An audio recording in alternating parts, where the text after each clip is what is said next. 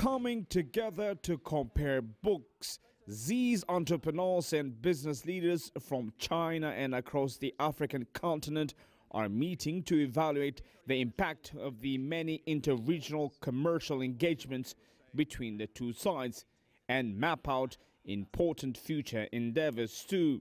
Finance and the infrastructure. Among key points of discussion here are infrastructural and industrial development in Africa. Participants believe that between Xi Jinping's ambitious proposals and all that FOCAC's cooperation framework has already delivered, a lot can be achieved to speed the industrialization of the African continent. China actually started as a rural, agriculturally based society. And at that time, the whole share of manufacturing was no more than 2% in 1979 in China. Now, you take a look at it today, how big that is. If you look at Africa, however, what I see that concerns me about Africa's industrial sector is that Africa's industrial sector is actually deindustrializing. You have a situation today where in the 1980s, you had a share of manufacturing, in GDP was about 20%. Today, it's 10%. And so we are deindustrializing so fast. And so the critical thing, I think, is being able to look at the critical industries that we must use for industrialization. 40 years of experience of reform and opening up proved that only through reform can we have very good and fast development. And we have set up a very good and mature mechanism and system, which is a very foundation for China-Africa cooperation. I believe that this cooperation will help African countries with better development and also help China with the structural upgrading.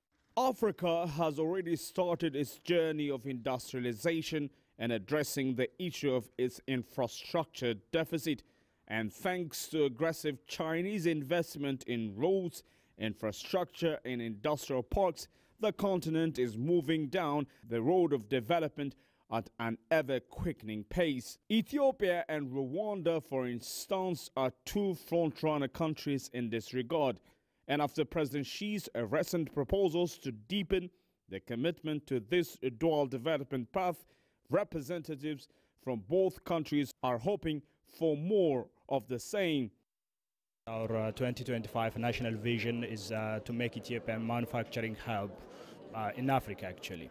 So we are now focusing on the light manufacturing industry. And I think from that point of view, the announcement yesterday made by President Jinping is actually a very nice one, a very welcome one from an Ethiopian point of view.